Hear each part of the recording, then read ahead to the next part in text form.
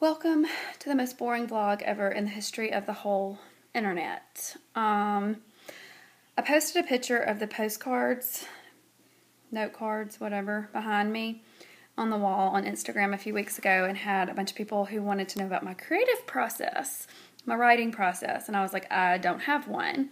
And someone commented and was like, well, that looks like a system to me. I want to know what it is. So I said I would vlog about it, and then I haven't, and whatever. So now I am.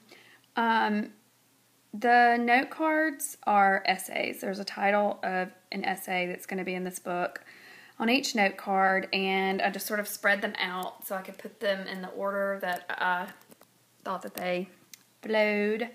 And then a pink sticky note means I like it, I'm probably going to keep it. An orange sticky note either means it needs to be revised or possibly cut.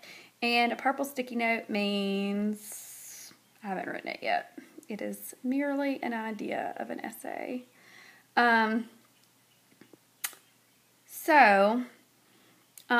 say that I don't have a writing process because I never do everything the same.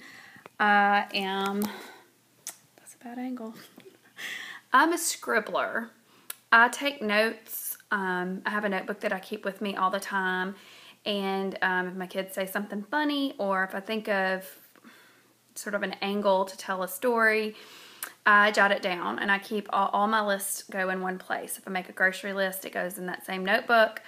Kieran Waldron talked about this at the Irma Bombeck Writers Conference, and I have found it to be very true that you cannot have a separate notebook and planner for every single thing because it doesn't work. You get confused, and it's just one notebook. Fill it up, and then use another one. That's what I do. But the thing is, being a mother and being a writer, it's sort of hard to get anything finished. Like, when you work from home, you have the best of both worlds and the worst of both worlds. Like, you get to be with your kids whenever you want to, but if somebody comes home or if somebody needs to be home, you don't really have a backup plan for daycare and those kinds of things, which I am not complaining. I am beyond thrilled that I get to be with my kids when they need me, and I get to fart around on the internet, and like that's my job. Like, that's pretty awesome. I love it.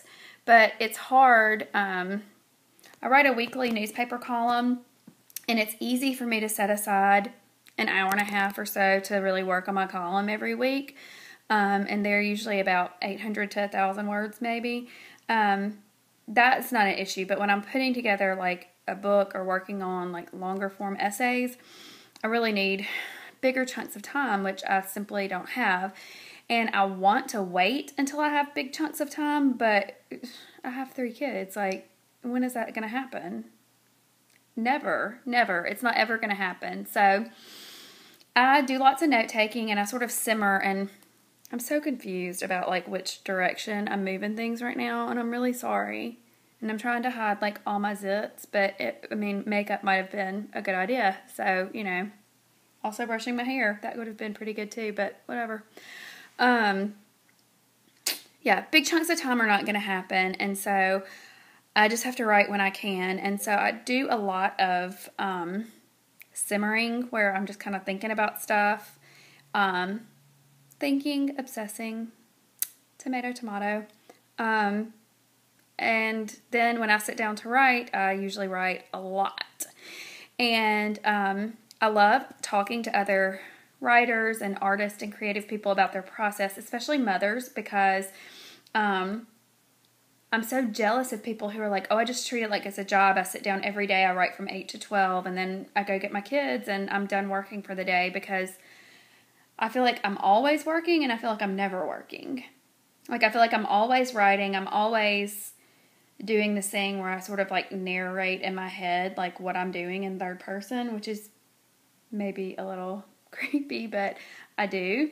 And I don't know. I kind of am always narrating in my head and writing in my head and taking notes and observing, but also not always sitting down at the computer and writing, and sometimes like a blank page on the computer can just give me a panic attack. I don't know. But I watched this really cool documentary called Lost in Living. And it's about 4 different artists who are also women. One who's a novelist, one is a painter, one is a director, another is like photographer, painter, editor. And it was really fascinating. And I will say that, you know, I mean, it's like it's a documentary. It's a slice of life. So it sort of gives you some perspective. It's not going to give you answers. Like I've talked to a couple people about it and they're like, oh, I want to watch that. I need to figure out how to, you know, use my time better. And I'm like, well, that's what these women are trying to do. They're trying to figure out how do you do it? Because, I think what works for one person won't necessarily work for somebody else. And what works for one person one day may not work the next day. And I've found that to be true. I did those note cards about 2 weeks ago with every intention of like I wasn't going to get up out of my chair until I was finished with the platform. And then something happened, something came up with my family, and I had to stop what I was doing and take care of my family.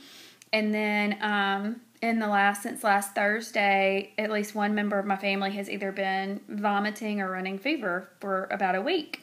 And then I'm leaving to go out of town Thursday. My husband and I are sort of tag teaming. He's going to be out of town. I'm going to be out of town. My mom's here. It's just, you know, and I say my mom's here, not my mom's here. Yay, hallelujah, because she's going to save my butt. But, you know, it's just chaos. It's crazy. It always is. And so there's not ever time. There's not enough time. I need more time. So there you go. Like I said, the most boringest blog post ever. I will say this. This was a question that I had for people when I first started writing. I wanted to know, like, on your computer, do you have one document for like your whole book that you're working on? Or do you have one document per essay or per chapter? How do you do that? So what I have done is use the I have one document for everything, and I put all the essays in there, and then I take them out and do it like this. Now you can use Scrivener for Mac, which is software that allows you to do all of this kind of stuff on the computer, but I started this book in Microsoft Word, and so I'm just have been too lazy to move it over there. But there you go. So y'all hit me up with your questions.